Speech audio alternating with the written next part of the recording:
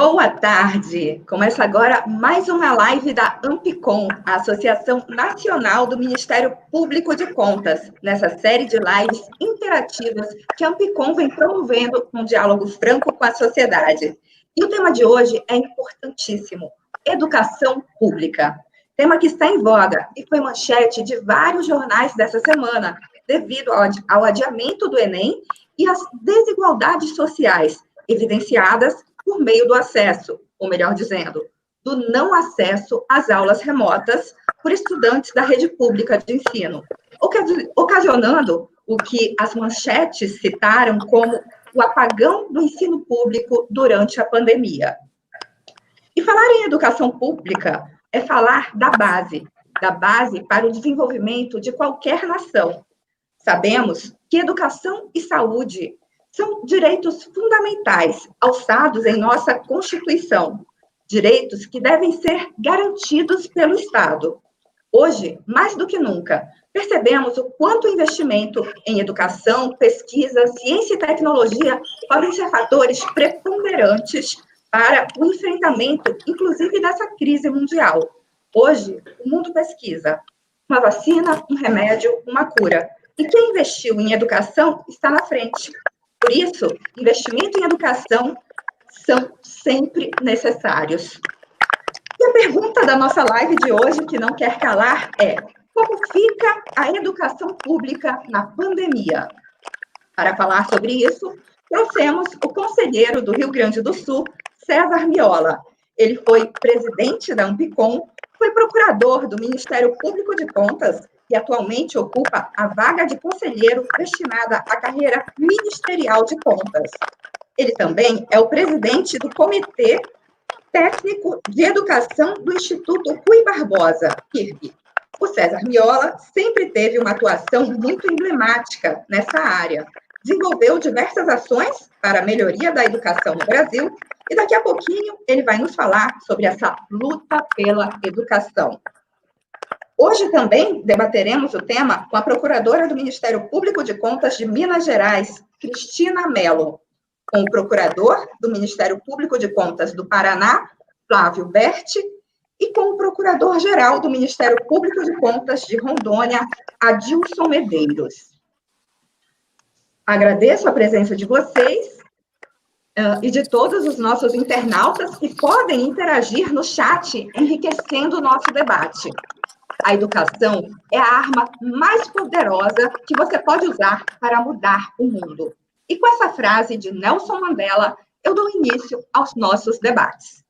Conselheiro César Miola, eu gostaria que você apresentasse um pouco do trabalho na área de educação que você vem desenvolvendo no Tribunal de Contas e no IRB. E como a pandemia vem desafiar ainda mais este trabalho, trazendo obstáculos que não estavam previstos. Boa tarde a você, aos colegas do debate, procuradores Cristina Mello, Flávio Berti e Adilson Medeiros. Quero agradecer a alegria de participar deste encontro. Saúdo aqueles que nos acompanham neste momento.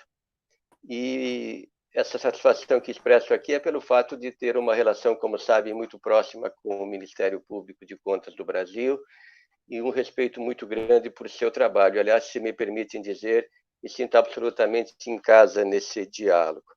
De fato, nós temos procurado trabalhar no âmbito do Comitê Técnico da Educação do Instituto Rui Barbosa com uma série de iniciativas. Você mencionou, eu particularmente sou oriundo da escola pública desde a pré-escola, me dedico a esse tema com uma atenção especial. Depois de obter a graduação de bacharel em Direito, fui também buscar uma licenciatura para me ocupar e para melhor conhecer dessa pauta.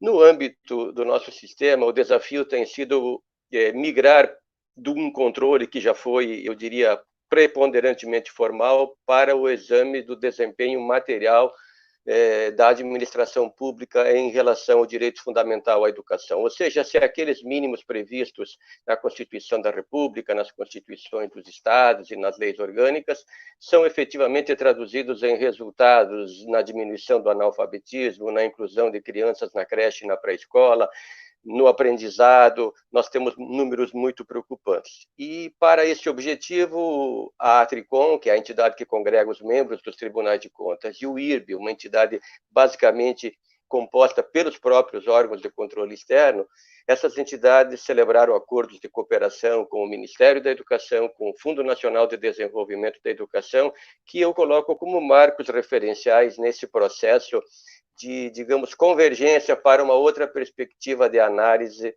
dos investimentos públicos em educação. Fruto disso, também começamos, então, a desenvolver ações integradas com os tribunais de contas, conduzidos, claro, pelos princípios e pelas garantias previstas na Constituição para a educação, na LDB, no Plano Nacional de Educação, e agora nas normas que têm sido chamadas de uma espécie de direito provisório no contexto da pandemia, que são a Lei Federal 13.979, a Medida Provisória 934, que trata do tema dos dias letivos, a Medida Provisória 966, inclusive em análise ontem no Supremo Tribunal Federal, o parecer 5 do Conselho Nacional de Educação, a lei que trata da alimentação escolar, enfim, uma série de iniciativas legais que estão sendo agora objeto da nossa análise. Ao longo do tempo, antes de chegarmos aqui, fazendo uma brevíssima digressão, nós procuramos colaborar com os tribunais de contas brasileiros, haja vista que o comitê, evidentemente, não tem nenhuma ascendência,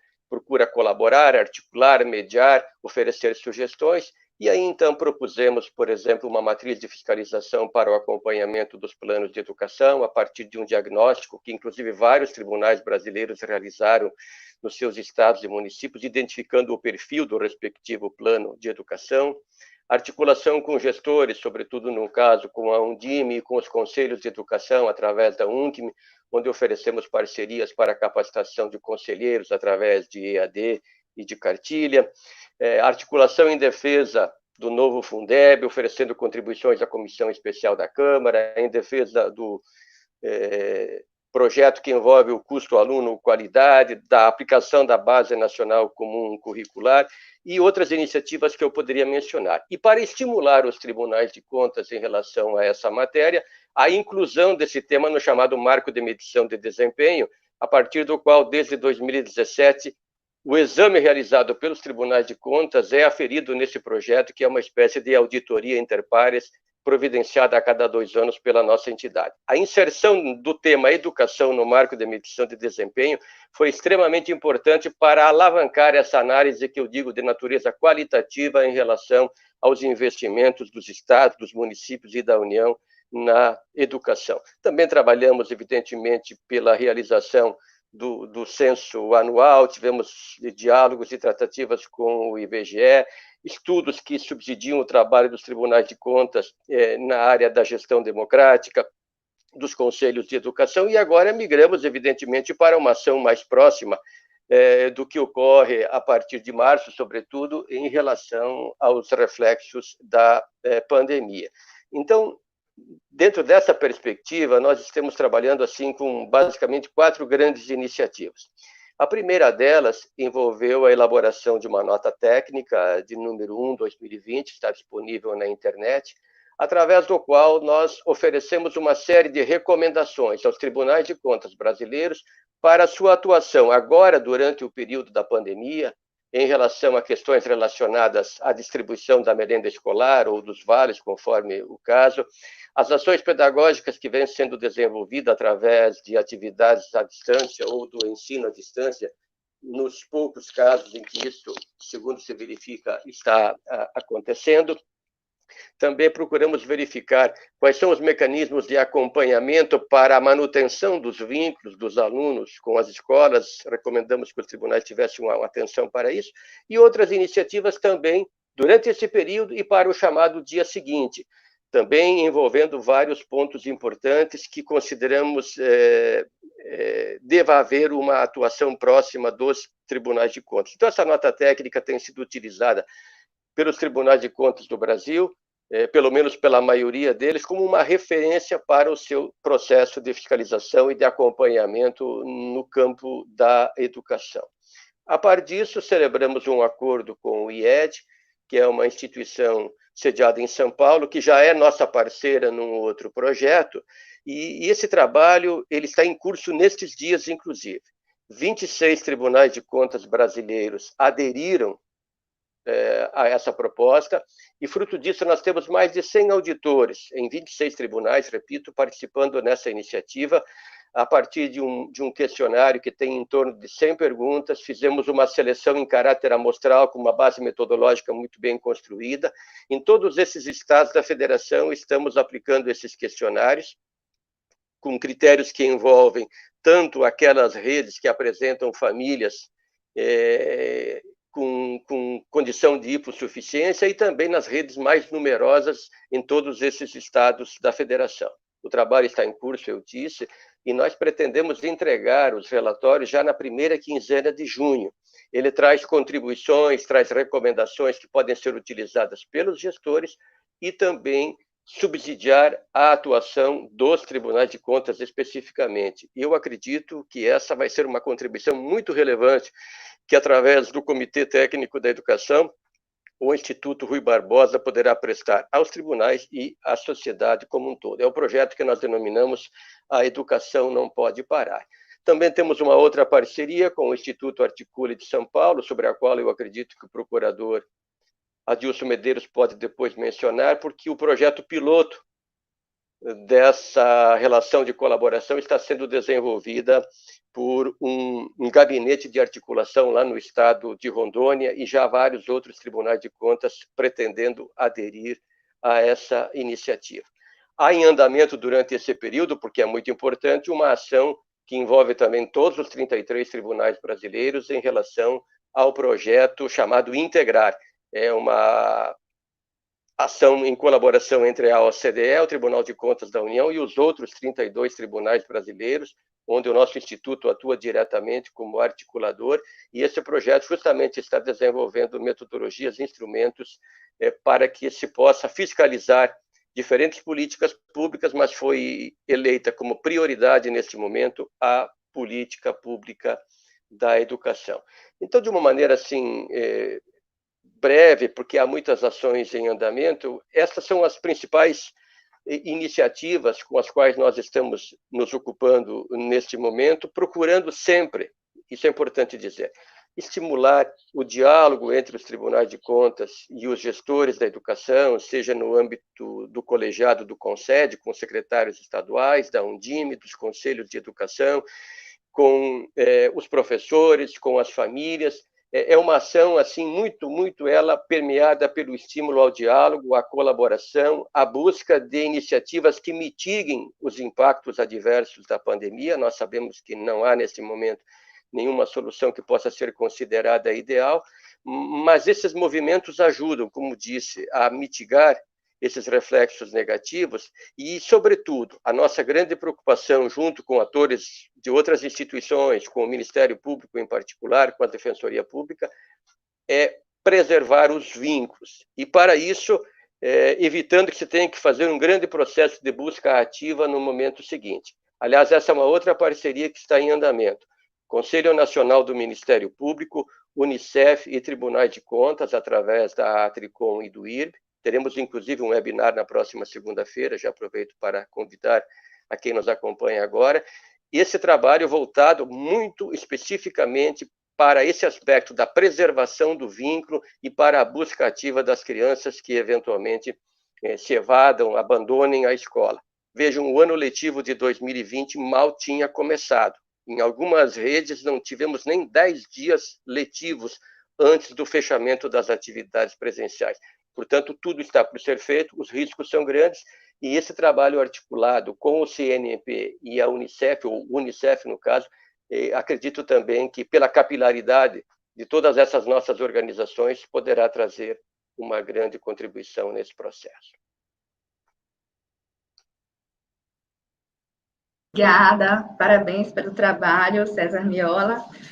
Eu gostaria de registrar aqui a presença da Élida Graziani, procuradora de contas do Ministério Público de Contas de São Paulo, no nosso chat. Ela que é uma sumidade no assunto, grande guerreira na área da educação e da saúde. Um grande abraço para você, Élida. Uma saudação para ela também. Sabemos que as aulas presenciais estão suspensas em todo o território nacional. E essa situação, além de imprevisível, deverá seguir ritmos diferenciados nos entes federativos. A possibilidade de longa duração da suspensão das atividades escolares presenciais por conta da pandemia pode acarretar dificuldade para a reposição de forma presencial, comprometendo o calendário escolar, retrocessos no processo de aprendizagem dos estudantes, abandono e aumento da evasão escolar, aumento da procura por vagas em escolas públicas, tendo em vista a diminuição da renda familiar. E é importante também considerar as desigualdades socioeconômicas que agravam o cenário, como, por exemplo, as condições de acesso ao mundo digital por parte dos estudantes, o que demanda um olhar cuidadoso para as propostas de garantia dos direitos e objetivos de aprendizagem neste momento, a fim de minimizar os impactos da pandemia na educação. Flávio, eu sei que quando você esteve na Procuradoria-Geral do Paraná, você fez um levantamento em 2017 sobre o cumprimento das metas 1 e 20 do Plano Nacional de Educação em todos os municípios do Paraná. E em 2019 foi feito um levantamento do cumprimento da meta referente à disponibilização de internet banda larga de alta velocidade para 100% dos alunos e professores da rede estadual, o que, obviamente, não foi cumprido por muitos municípios. Isto no Paraná. Imagine nos municípios longínquos do norte e nordeste de todo o nosso Brasil. Nem se fale, né? E como exigir destes estudantes agora que eles tenham aulas online, aulas remotas? No acórdão do TCU, número 1048 de 2020, desse ano, referente ao relatório de fiscalização do terceiro acompanhamento anual do Plano Nacional de Educação, PNE 2014-2024, verificou-se que das 20 metas, somente 2 foram cumpridas, e 18 têm alta probabilidade de não serem cumpridas. Na sua opinião, a que se deve esse baixo cumprimento das metas do PNE e como a pandemia pode agravar esse resultado?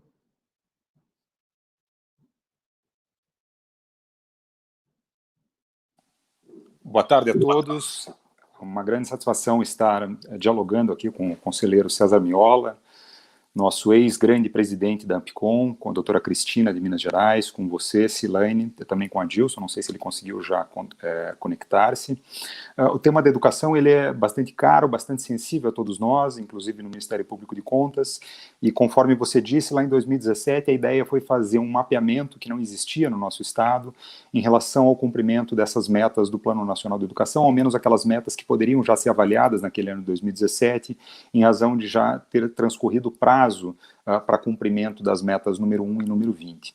O teu questionamento em relação ao porquê essas metas não são cumpridas, ou o porquê da dificuldade de cumprir tais metas, e eu trago à discussão aqui um aspecto absolutamente importante. A cabeça do gestor público no Brasil funciona de um modo muito particular. Dentre essas particularidades, o gestor público muitas vezes tem dificuldades de gestão da máquina pública, e a implementação de qualquer política pública nas mais diferentes áreas, educação, saúde, segurança, ela acaba se perdendo em razão da falta ou de metas, ou quando definidas essas metas, da falta de monitoramento e acompanhamento. O trabalho que o conselheiro Miola faz à frente do IRB na área de educação é brilhante. Nós temos compartilhado informações, o conselheiro Miola tem me reportado quase que quinzenalmente aqui as ações, as discussões, os eventos promovidos pelo IRB. Esta coordenação toda, que hoje é desenhada, trabalhada, gerida pelo IRB, me parece que faltou lá atrás, nos anos 2015, 2016, 2017, 2018, quando nós começávamos a ter que verificar os primeiros resultados em relação ao cumprimento das metas do Plano Nacional de Educação. Os órgãos de controle, me parece, que deixaram um pouco a desejar e aqui nós temos que fazer uma meia-culpa, tribunais de contas, ministérios públicos estaduais, ministérios públicos de contas, não se deram conta da importância de fazer um monitoramento e o acompanhamento dessas metas em relação à educação. Faltou priorizar, do ponto de vista do controle externo, o monitoramento das metas relacionadas ao Plano Nacional de Educação. Uma legislação bastante complexa, que estabeleceu alguns objetivos e algumas metas sob a responsabilidade do governo federal, outras tantas para os estados e muitas também para os municípios. No estado do Paraná, particularmente, lá em 2017, o que posso lhe dizer é que nós identificamos que cerca de 30% dos estados não conseguiam sequer cumprir aquela meta básica inicial de colocar 100% das crianças na faixa etária de 4 e 5 anos de idade para dentro das escolas no ano de 2017.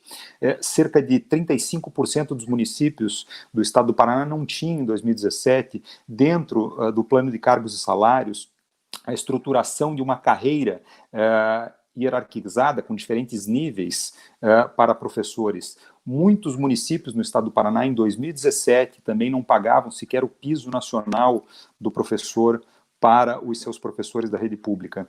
Essas metas, me parece que lá em 2017, de uma certa maneira, ainda hoje, em 2020, elas são descumpridas, portanto, em razão desses dois aspectos. A falta de gestão do ponto de vista da administração pública municipal e a falta de controle ou de monitoramento, ainda que isso venha, dentre outras frentes, sendo absolutamente bem aprimorado hoje por todo o trabalho desenvolvido pelos tribunais de contas, especialmente capitaneados aí pelo IRB nesse trabalho de conformação da atuação dos tribunais de contas. Mas, basicamente, me parece que falta monitoramento, falta controle e falta o gestor público entender e, de fato, aplicar a educação como prioridade. Eu, além de procurador do Ministério Público de Contas, sou professor também universitário, sou de uma família de professores. Minha mãe, professora durante 36 anos na rede pública municipal em Curitiba, na rede pública estadual no Paraná, e desde a época em que vivia com os meus pais, quando criança, ainda observava a falta de cuidado e a falta de zelo que existe em relação à educação, notadamente a educação pública.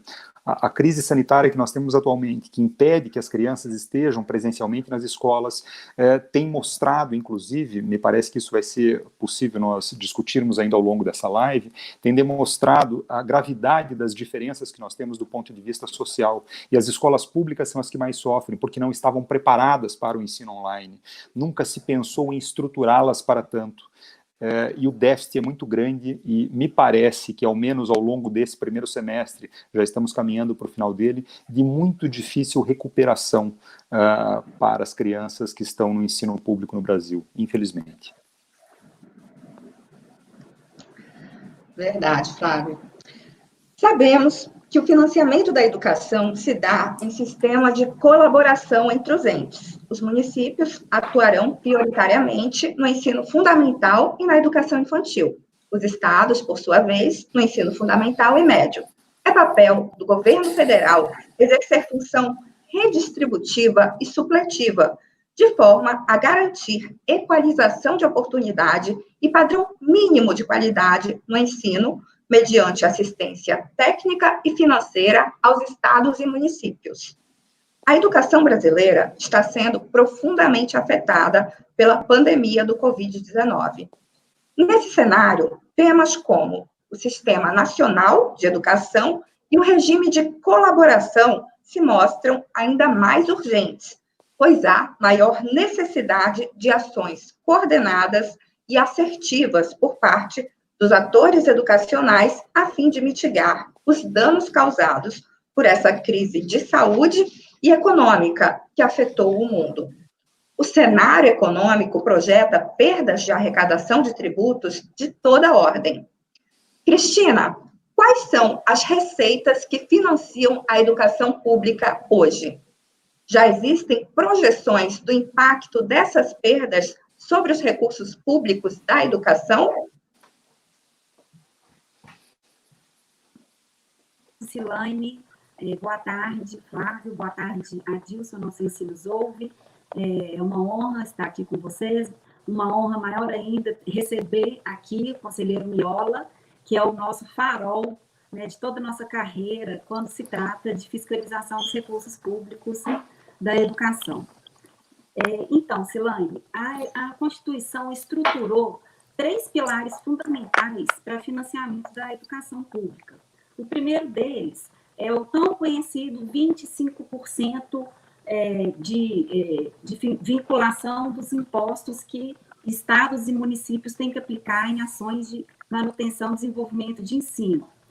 E aqui estamos tratando de educação básica. Então, quer dizer, a educação que vai do ensino infantil até o ensino médio, né, dos 4 aos 17 anos. Então, a primeira vinculação é essa dos 25%, né, dos impostos. A segunda vinculação é a contribuição social do salário à educação, que também está prevista no artigo 212, no parágrafo 5º. E, por fim, a mais importante vinculação, que é o Fundeb, que está previsto atualmente no artigo 60 da DCT.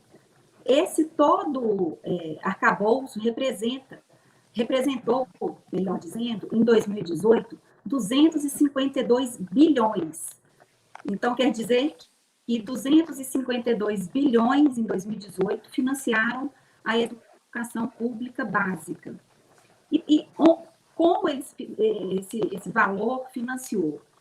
Financiou 142 mil escolas públicas, aproximadamente 40 milhões de matrículas, quer dizer, 40 milhões de estudantes e 2 milhões de profissionais da educação pública, entre professores e profissionais da área meio, né, na área técnica.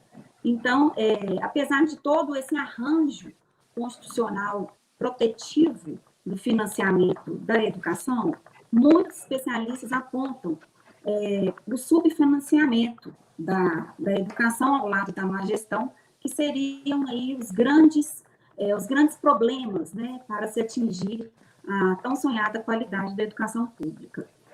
Para a gente ter uma ideia deste valor que eu mencionei, eles fizeram uma conta que chegou aqui que o valor que se gasta por aluno por mês é R$ 519. E esse valor, obviamente, é uma média, né, porque envolve desde alunos da educação infantil até o ensino médio, e esse valor ele é 3 vezes menos do que países desenvolvidos da OCDE aplicam em educação por aluno. Então, a gente já parte, na pré-pandemia, de um valor por aluno extremamente baixo, que vai sofrer todas as consequências da queda de arrecadação que eu vou mencionar mais para frente. Né? Então, só reforçando que dos 3 pilares, o Fundeb é o mais importante, é o que representa a maior parte, né, do financiamento. Em muitos municípios, o Fundeb é responsável por 85% do financiamento, né, municípios que não têm receita própria.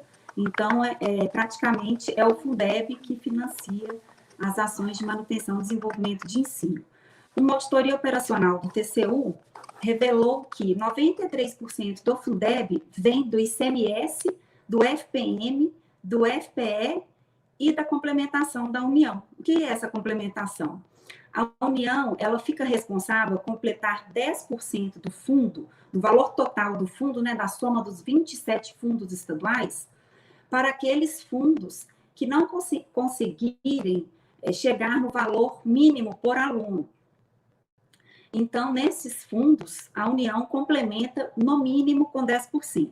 Em 2018, a União complementou esse fundo com 13 bilhões,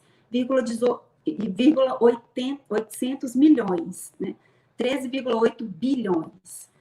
E daí que vem uma das críticas, que a educação é subfinanciada, e justamente por conta da União, porque a União ela aporta muito pouco recursos para a educação básica, principalmente se compararmos, por exemplo, em 2016, a União gastou 32 bilhões com o FIES, né, com o ensino superior. Então, é muito discrepante o dinheiro que a União aporta para a educação básica e para a educação superior, né? E lembrando que a educação financiamento compete a todos os entes, né? Não só estados e municípios.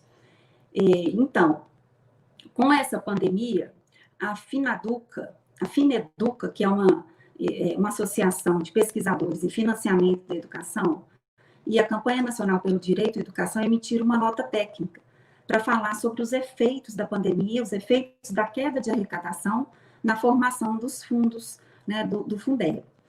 Eles projetaram uma queda bastante acentuada, né, o que fatalmente afetará todos os fundos, né, não só aqueles fundos que recebem a complementação da União, mas todos os fundos serão gravemente afetados. E essa nota técnica, ela projetou 3 cenários diferentes, pensando numa queda de 10%, 20% ou 30%.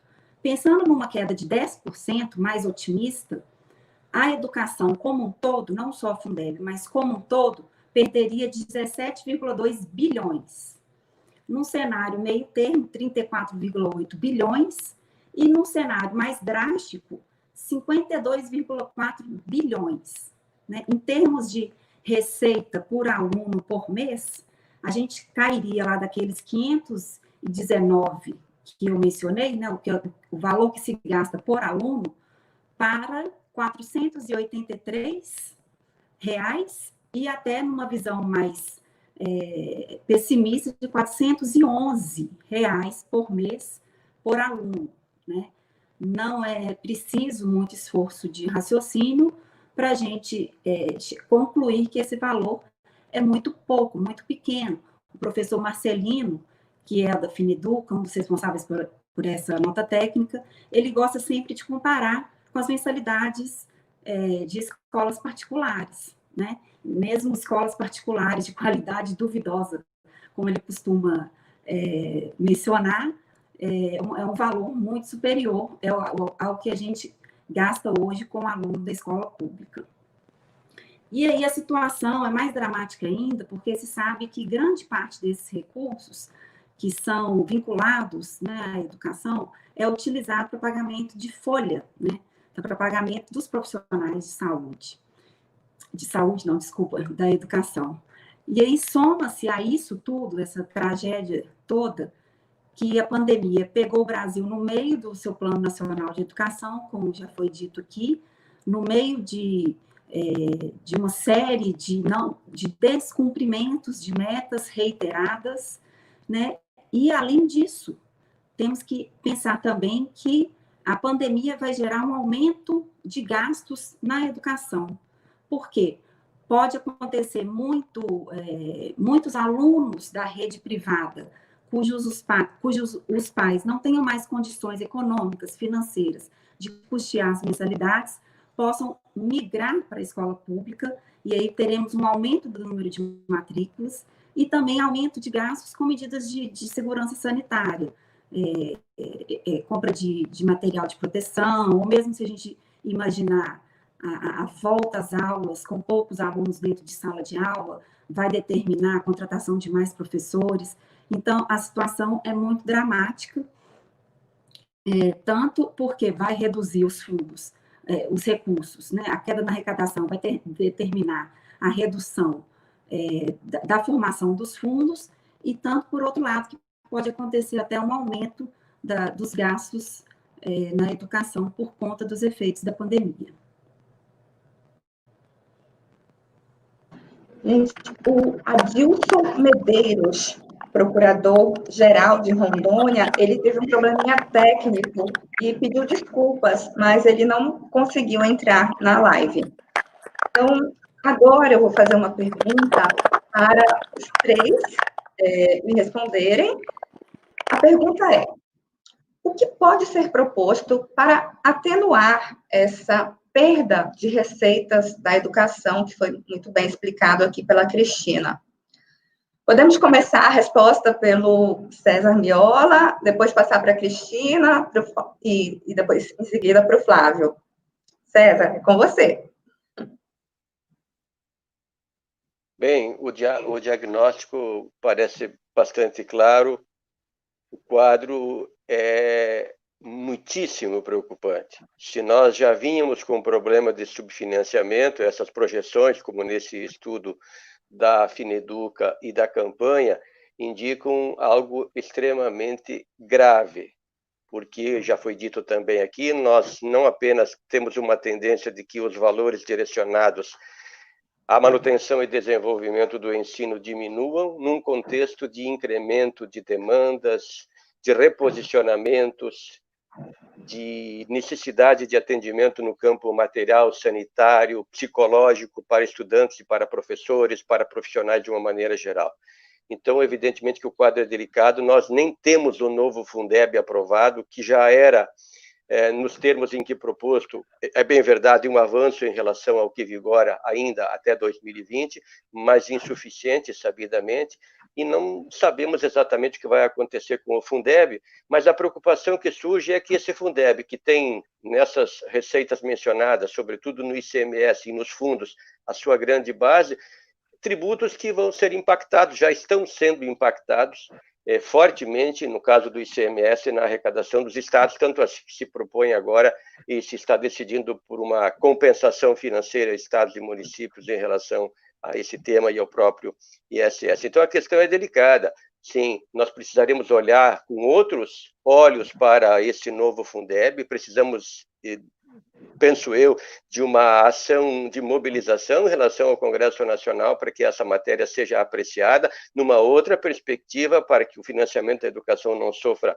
ainda mais, mas parece necessário voltar-se os olhos para um tema que ainda é encarado ou com certo acanhamento, ou com travas de toda a ordem, inclusive pelos órgãos de controle externo, porque enfrentam dificuldades, que são as renúncias tributárias, as desonerações fiscais. Nós vamos precisar lançar luzes definitivamente sobre esse campo, na União, nos estados, nos municípios. Veja o trabalho do Tribunal de Contas da União, que está disponível na internet, indica que no ano passado, esse universo de benefícios com as mais variadas feições ultrapassou a casa dos 300 bilhões de reais.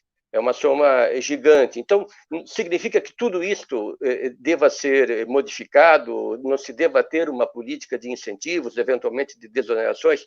Não, não é isso que eu particularmente estou dizendo. Agora, nós precisamos conhecer essa realidade, precisamos avaliar quais são os benefícios efetivamente carreados para a população brasileira, para a atividade econômica, com essas medidas de natureza legal. Se elas não estão beneficiando exclusivamente uns poucos, uns segmentos, em detrimento de uma grande maioria, é preciso colocar transparência nesse processo das desonerações fiscais, penso. Uma discussão em relação à reforma tributária, o próprio presidente da Câmara dos Deputados mencionava numa entrevista, salvo engano, ontem mesmo, e que está publicada, dizendo que, nesse contexto de rediscussão da reforma, é necessário olhar para o tema da renda e de outros impostos de série. Então, precisamos voltar os olhos para isso, precisamos olhar a receita. E nós que estamos nos tribunais de contas, precisamos também fazer uma afirmação. Históricas e grandes dificuldades para acessar as informações relacionadas a essa matéria no âmbito, sobretudo, dos estados, e também havia em relação à União, pelo menos até passado recente. Mas há uma mobilização, aqui no caso no Rio Grande do Sul, e eu sei que na maioria dos estados brasileiros se está trabalhando com esse tema. No parecer prévio das contas do governador do estado de 2019, que vai ser emitido agora, provavelmente até a metade do ano, nós vamos examinar com clareza esse assunto, não para fazer juízo de valor em relação a essa matéria, porque cabe a quem tem a legitimidade democrática decidir a respeito, né, os poderes constituídos, mas é preciso que a sociedade tenha conhecimento, saiba quais são os custos desses benefícios, repito, com diferentes formatos, e em que medida eles estão impactando nas políticas públicas. Esse universo, esse valor apontado pelo Tribunal de Contas em relação à União é muito maior que a soma de tudo que se investiu em saúde e em educação no mesmo exercício. Aliás, essas duas políticas públicas impactadas também pela emenda constitucional do teto de gastos, não é, cujos resultados nós estamos vendo, inclusive agora no ambiente da pandemia, não é? Muitos investimentos deixaram de ser feitos em relação à saúde. Os efeitos disso não preciso aqui comentar, e tudo tende a se agudizar nesse contexto se nós tratarmos esse ambiente de excepcionalidade, que é o que nós estamos vivendo, da mesma forma como olhávamos anteriormente.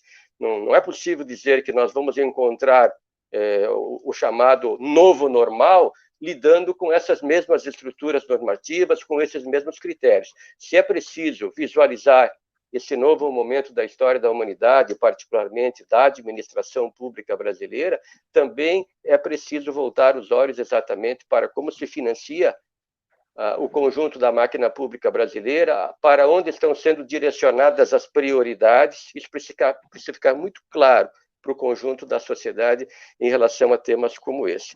E o Fundeb volta a dizer, nós temos uma preocupação grande com esse tema, temos procurado participar nos limites que se colocam para uma instituição de controle, mas oferecemos sugestões relacionadas ao próprio controle, à transparência, e apresentando dados sobre a necessidade de uma mudança dos critérios de distribuição para que sejam alcançadas as redes efetivamente mais necessitadas, independente do estado da federação onde se encontram, porque hoje todos sabem, apenas 9 estados recebem complementação da União, que é uma complementação sabidamente insuficiente, que precisa ser aumentada e melhor distribuída.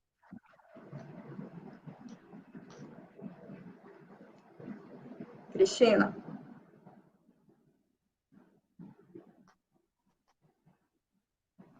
Para proteger os recursos da educação.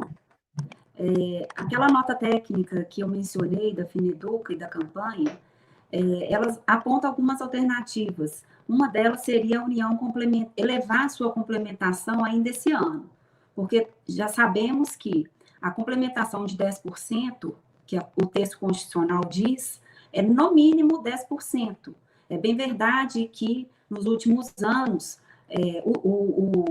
o piso virou teto, né? Porque a União vem complementando sistematicamente, historicamente, com 10%. Mas nada obstaria em termos de normas, né? Em termos normativos, de que ela elevasse essa complementação para compensar os fundos estaduais as perdas que estão tendo com a queda na arrecadação. Então, essa seria uma primeira alternativa, e lembrando que a complementação ao Fundeb, ela foi excluída expressamente da emenda do teto dos gastos. Então, a União não pode utilizar o novo regime fiscal da União para barrar isso, né? Porque ela foi expressamente excluída no texto constitucional, lá no artigo 107 do ADCP. E também concordo com o doutor Miola, que é preciso, sim, lançar luz sobre esses gastos tributários que a União tem, né? São as isenções fiscais, são gastos tributários superiores aos gastos com saúde e educação. É preciso ter transparência, é preciso que a sociedade entenda, né, como que a União está efetivamente distribuindo esses recursos. E também lembrar que quando a pandemia começou, né, quando foi declarado estado de calamidade pública em decorrência da Covid-19, a PEC 15 de 2015 estava em adiantado processo na Câmara dos Deputados. E nessa ocasião já se discutia, primeiro, pela manutenção do Fundeb, pela estabilização do Fundeb, né, porque até então era um fundo temporário, e também por medidas de equidade e medidas para elevar a contribuição da União ao Fundeb. Quando veio a pandemia, tinha sido apresentado um relatório na Câmara, na comissão especial, que elevava de 10% para 20% a complementação da União. Mas é certo que esse aumento de 10% para 20% seria escalonado. E agora é preciso que o Congresso Nacional pense no novo Fundeb pós-pandemia.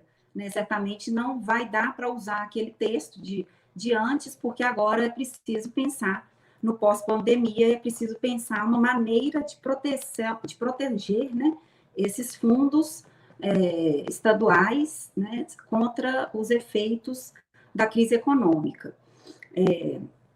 Então, seriam essas medidas que a União, que os deputados poderiam aprovar, né, pensando no financiamento da educação básica.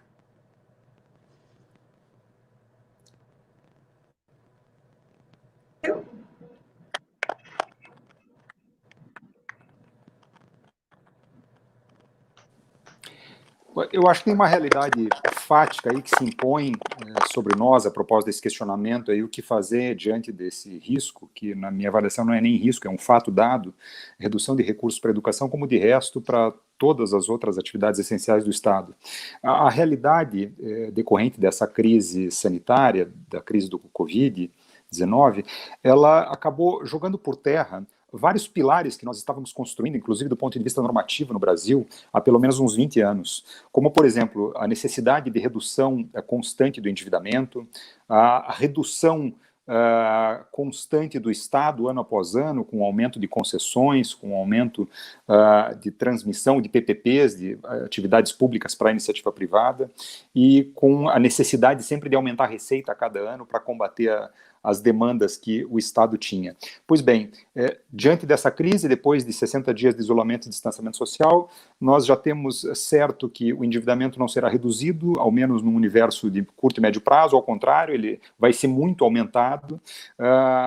O Estado não vai ser reduzido, ou pelo menos vai interromper o processo de redução. Nós muito provavelmente sairemos dessa crise naquilo que podemos chamar de nova realidade ou nova normalidade, com um Estado maior, não tenho dúvidas quanto a isso, e o aumento de receita, sempre bradado nos últimos 20 anos, e sempre parabenizado aí pelos órgãos de governo, quando a Receita Federal anunciava recordes de arrecadação, ele também não vai acontecer. Essa realidade está posta. Eu estava olhando alguns dados de estudos econômicos aí, de perspectivas econômicas antes dessa live, para me preparar, inclusive, para essa parte da nossa discussão aqui, e algumas coisas que estão postas já e são tidas como verdades e não devem ser alteradas. Por exemplo, cerca de 30% a 35% dos bares e restaurantes no Brasil não vão sequer reabrir.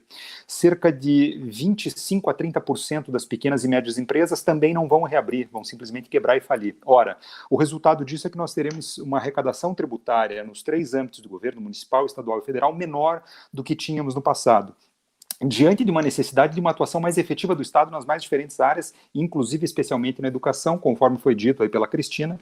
Muito provavelmente nós vamos ter mais demanda por vagas em escola pública em razão das carências de recursos, da perda de emprego, da queda de renda familiar. Famílias que hoje têm filhos em escolas particulares vão buscar escolas públicas.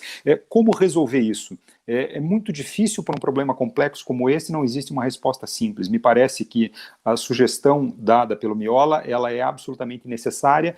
Inevitavelmente, o Estado brasileiro como um todo, não só o governo federal, também os estados, também os municípios, mas principalmente o governo federal e estados, vão precisar rever a sua política de isenções ou de concessões de benefícios fiscais. Há muito dinheiro sendo, entre aspas, desperdiçado, óbvio que de modo legítimo em muitas situações, como estímulo econômico para as mais diferentes áreas de atuação da economia, mas isso precisa pelo menos ser divulgado e voltar a ser discutido.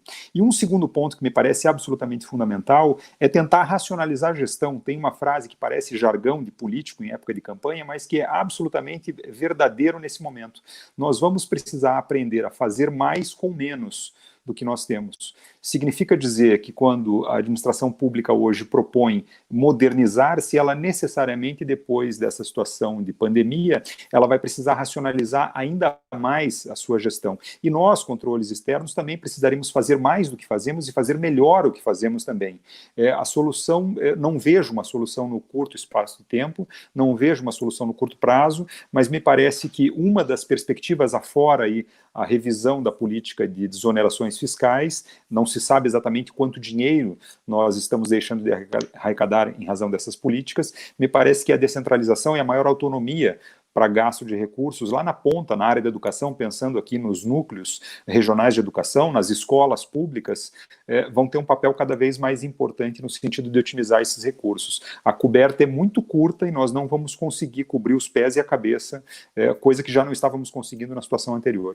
Me parece que de modo bem objetivo, bem raso, é isso. Infelizmente nós sairemos dessa crise com um Estado maior necessariamente imputado esse dever ao Estado, com mais violência, com menos arrecadação tributária e com a necessidade sempre de otimizarmos processos, tanto de gestão do ponto de vista do administrador público, mas também processos de controle, monitoramento e acompanhamento da gestão em relação a nós, controladores externos, no âmbito do Ministério Público de Contas e também dos tribunais de contas como um todo.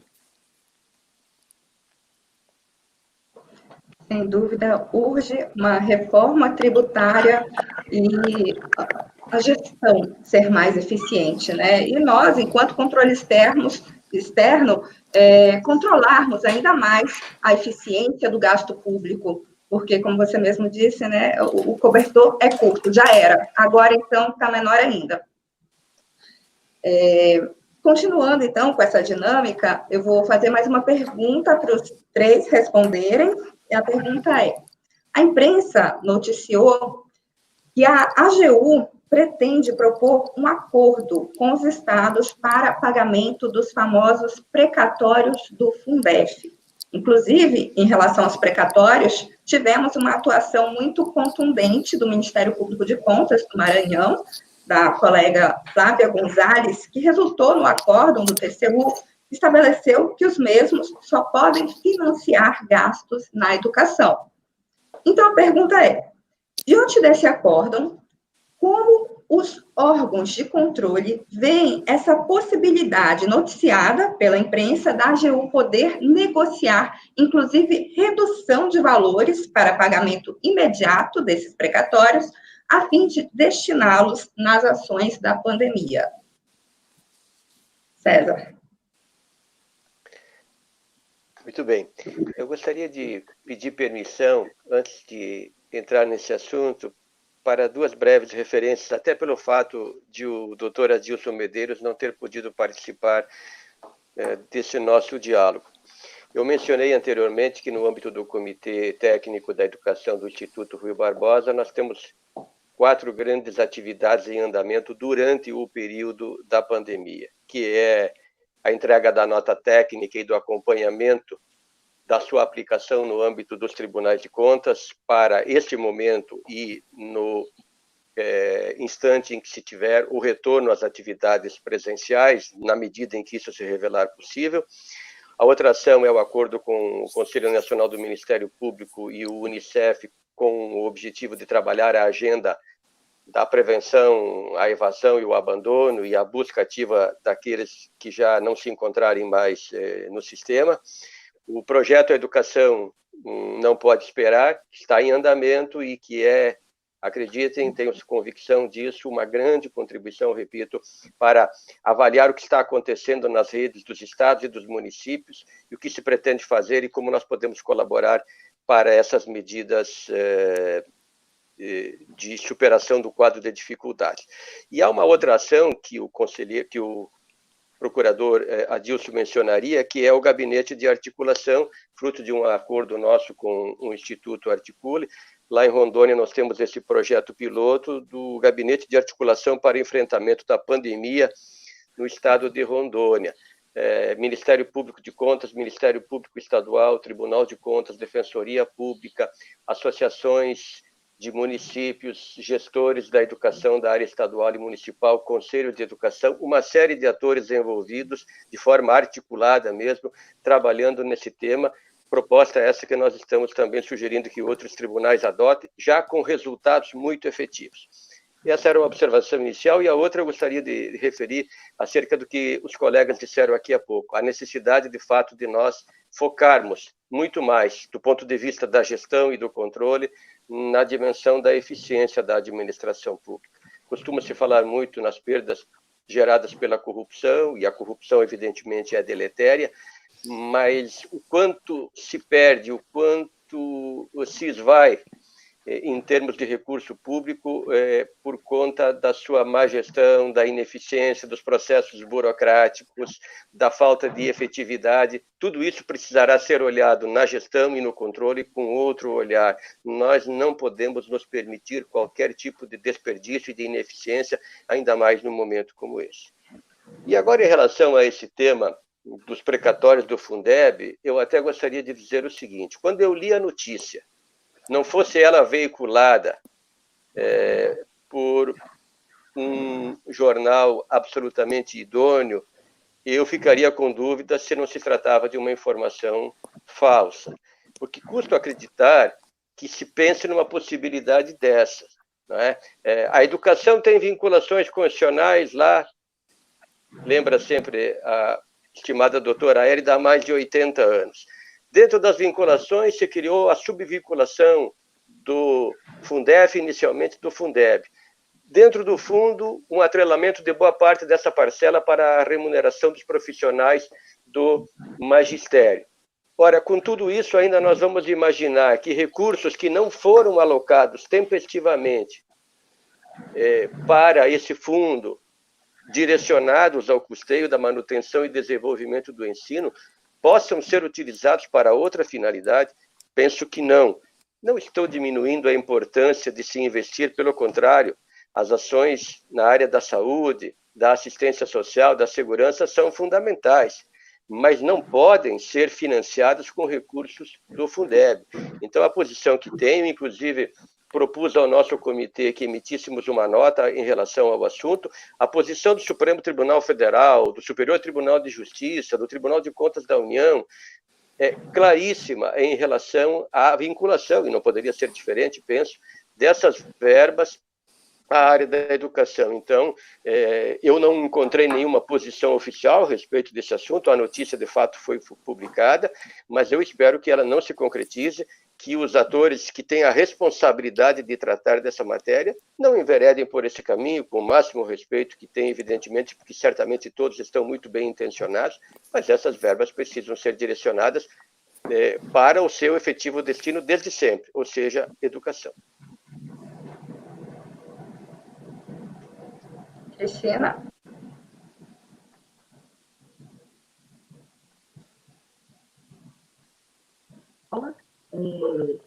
Infelizmente, parece que não é uma fake news, né?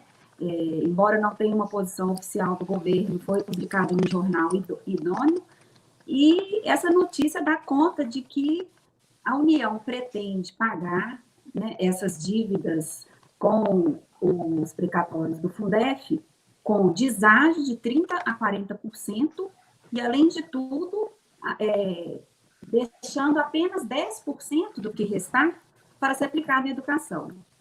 O resto seria compensação de dívida e pagamentos com saúde e cidadania.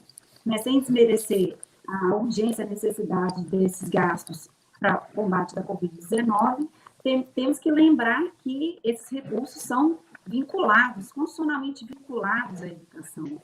E existem decisões reiteradas do STJ, do STF e do TCU, no sentido de que mesmo esses precatórios do Fundef, que se referem a verbas de 96 até 98 até 2006, que a União não repassou o valor integral ao fundo, mesmo essas verbas, elas continuam vinculadas às ações de manutenção e desenvolvimento de ensino. Elas não podem ser sequer destinadas para pagamento de honorários advocatícios, por exemplo, né, de advogados contratados para ajuizar a ação de cumprimento de sentença da ação civil pública ajuizada pelo Ministério Público Federal. Então, dessa maneira, qualquer outra destinação que se pretenda dar, né, por mais bem intencionada que seja, né, qualquer outra destinação desrespeita a Constituição, desrespeita todas as decisões proferidas pelo controle externo. Então, eu considero que esse acordo, se for verídico mesmo, ele é manifestamente inconstitucional, por desvincular verbas que estão constitucionalmente vinculadas, né? Coisa que nem a PEC do orçamento de guerra teve a ousadia de fazer, né?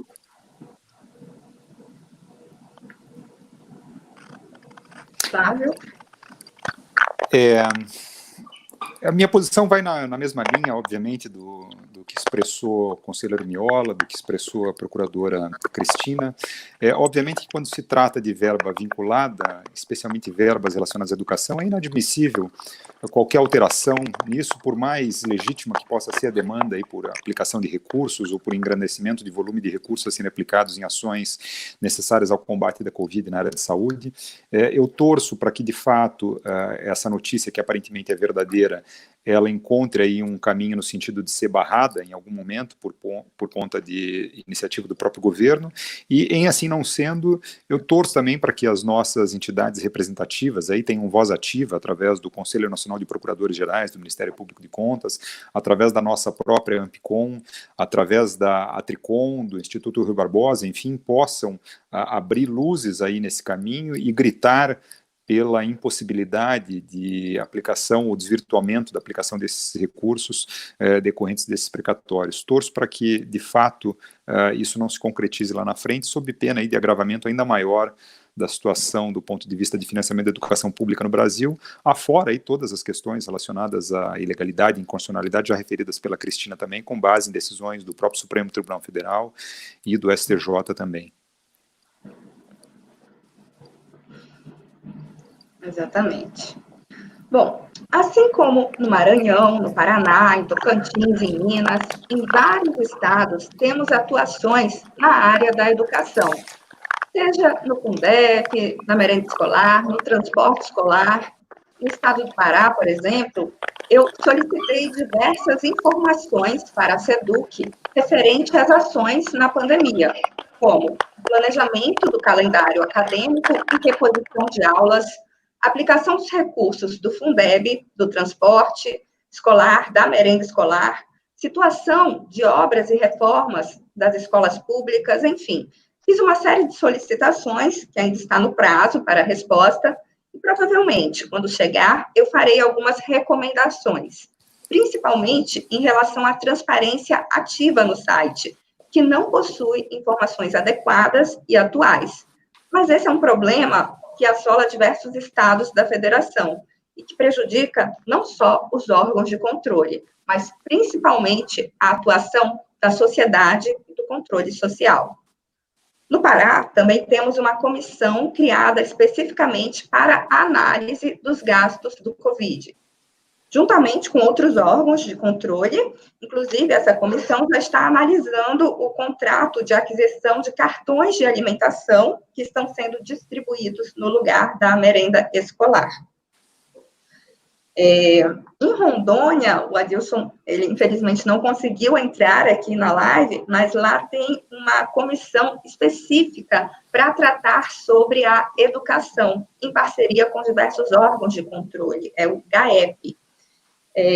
Eu gostei muito dessa ideia, pude conversar com ele, e gostaria, inclusive, de replicá-la aqui no Pará, porque é muito interessante que a gente fiscalize não só os gastos, né, agora na época da pandemia, essa comissão que foi criada, ela fiscaliza todos os gastos que são feitos na época da pandemia, 90% são na área da saúde, mas a gente precisa de uma comissão específica para tratar sobre educação, porque além dos gastos da saúde, tem a questão da qualidade do ensino, a questão da reposição desse conteúdo programático, dessas aulas, para que os estudantes não sejam prejudicados, para que a gente não tenha uma regressividade na qualidade da educação, que já não é muito boa, a educação pública.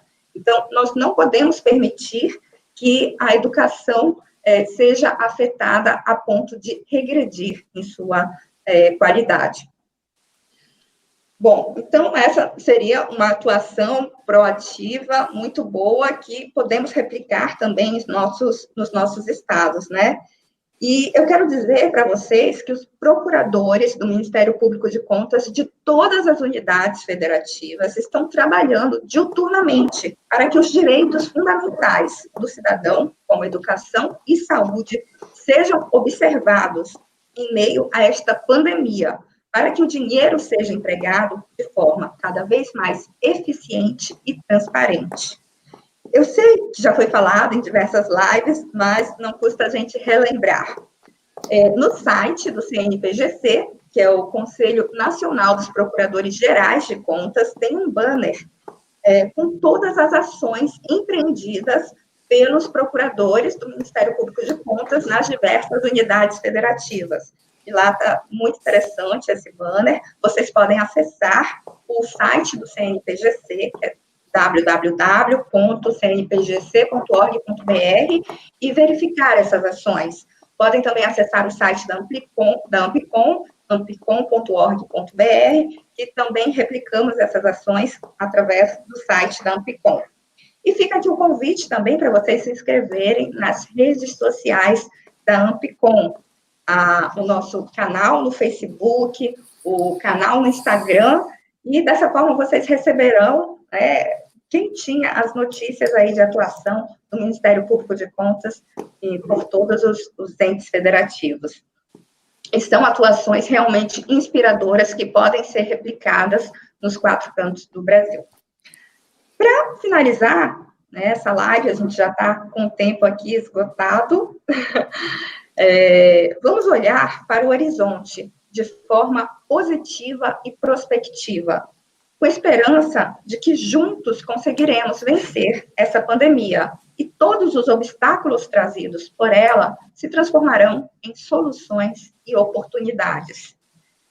Então, eu vou pedir agora que cada um de vocês, nossos nobres debatedores, façam umas, bem breve mesmo, considerações finais e se despeçam. Bem, pena que já estejamos terminando. Gostaria de fazer uma brevíssima referência à falta que nos faz, sobretudo nesta hora, a inexistência de um Sistema Nacional de Educação, tal qual temos no Sistema Único de Saúde, embora ele esteja passando por essas dificuldades a partir das questões do Ministério, porque em relação à política pública da educação, essa falta de articulação, coordenação, acaba sendo assumida por entidades associativas, por outras organizações, todas evidentemente importantes, mas nos ressentimos disso e talvez seja algo que deva merecer a atenção das casas congressuais, tão logo isso se viabilize numa retomada, porque essa demanda antiga em relação ao sistema mostra agora o quanto é importante, repito, sobretudo numa situação como aquela que estamos vivendo. Os tribunais de contas têm tentado justamente cuidar desses aspectos todos, não usurpando das competências do administrador, mas acompanhando, orientando. Posso lhes afiançar uma preocupação muito grande em todos os tribunais de contas brasileiros em relação a esse assunto. Há dificuldades no processo de fiscalização, porque as atividades também quase que exclusivamente estão sendo feitas remotamente, mas o acompanhamento acontece, orientações, na tentativa de evitar a consumação de eventuais danos, ainda que não decorrentes de má-fé. Dizer também da preocupação e do estímulo que temos colocado nas nossas atividades com um olhar para as pessoas, para as crianças, os adolescentes e jovens, esses quase 50 milhões que estão na educação básica, 80% deles nas escolas públicas. Uma atenção com os professores, com os coordenadores, com os supervisores, com os diretores, com os profissionais da educação como um todo, os gestores, porque nós precisamos cuidar de todos, não é? A necessidade de mantermos essas relações durante esse período, na medida do possível, com conteúdos, com acompanhamento. Faltam ferramentas de toda ordem, falta um pouco de criatividade também em certos casos, e junto com isso, também a preocupação de nós termos condições de acolher, de receber, de acarinhar verdadeiramente todas essas pessoas no momento do retorno às atividades presenciais, que certamente serão muito elas impactadas, e ainda não temos a exata dimensão de como isso vai se dar. Queria prestar uma homenagem aqui na minha fala final, porque eu vi que uma das pessoas que acompanha este nosso encontro é a doutora Eliana Guerra, procuradora do MP de Contas do Estado de Pernambuco. Muito do que nós conhecemos como Ministério Público de Contas do Brasil se deve a uma geração de procuradores e de procuradoras, onde pessoas como a Eliana Guerra, e homenageando ela, homenageio todas e todos, que ajudaram, sou testemunha disso, a construir essa instituição forte, pujante, afirmada, que tem, inclusive, contribuído muito para o aperfeiçoamento e para a dinamização do controle externo brasileiro. Oxalá que nós tenhamos, fruto desse esforço coletivo, a condição de superar aquela dicotomia lembrada tantas vezes pelo senador Cristóvão Buarque, que o destino de toda criança no Brasil está selado pelo CEP, ou seja, pelo local onde nasce, ou pelo CPF em função da família. Que nós tenhamos uma escola pública de qualidade, com equidade para todos os brasileiros, em todos os campos, em todos os quadrantes deste país. Parabéns à Ampicom por essa iniciativa, e nós, do Instituto Rui Barbosa, nós, dos Tribunais de Contas, vamos continuar caminhando juntos. Sabemos que há muito por fazer, inclusive do ponto de vista do cumprimento dos mínimos constitucionais na sua perspectiva material. Há ainda desvios de finalidade na utilização de recursos vinculados à educação, mas o esforço é exatamente nesse sentido, para que nós tenhamos a plenitude dos recursos aplicados e, dentro dessa plenitude, os melhores resultados possíveis. Obrigado. Obrigada, Cristina. São apenas de agradecimento. Agradecimento a você, Silaine, pela mediação brilhante aqui do nosso evento, e agradecimento pela Ampicom, na pessoa do nosso presidente, Stephenson, e da nossa diretora executiva, Deila, por terem feito o convite, que eu aceitei com bastante honra para dialogar com os colegas e com o conselheiro Miola.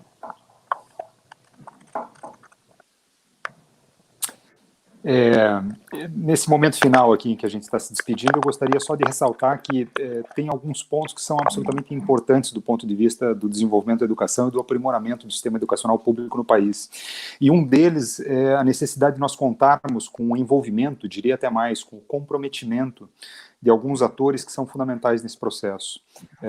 Eu tenho observado, não só no meu estado, mas como de resto no Brasil inteiro, a atuação tão importante do controle social, os observatórios sociais, entidades, outras que participam desse processo todo também. No caso específico da educação, o envolvimento das famílias, das associações de pais, com a transferência de uma autonomia maior para que cada escola possa fazer a gestão dos recursos próprios da educação em cada um dos estados, em cada um dos municípios, me parece que é um requisito absolutamente necessário. E para finalizar, um agradecimento especial a todos vocês, a Silaine, a Cristina, ao Miola. Tomara que daqui a alguns meses possamos estar juntos presencialmente num outro encontro, num outro evento como esse. Um grande abraço ao Stephenson, a toda a diretoria da Ampicom. Mais uma vez, obrigado pelo convite, me senti absolutamente lisonjeado com a lembrança do meu nome. Um grande abraço a todos os colegas procuradores do Ministério Público de Contas, de todos os estados do Brasil que estão nos acompanhando, dos servidores dos Ministérios Públicos de Contas do Brasil inteiro, em especial aqui do meu estado do Paraná, e queira Deus que possamos nos ver daqui a alguns meses já, se Deus quiser, com a superação dessa crise, presencialmente num evento discutindo novamente a educação, a partir de luzes aí que possamos colocar no caminho da gestão pública brasileira. Um grande abraço a todos. Quero agradecer a todos os debatedores, os participantes, o presidente da Ampicom, Stephenson, pelo convite também para fazer essa mediação aqui. Fiquei muito lisonjeada, porque falar em educação é sempre apaixonante, pois é falar do futuro, das oportunidades e transformações que podem ser feitas. Não vejo outra forma de transformar o Brasil que não seja pela educação. Por hoje, nós ficamos por aqui. Se você gostou da nossa live, dá um like, se inscreva no canal e compartilhe. Tchau, boa tarde.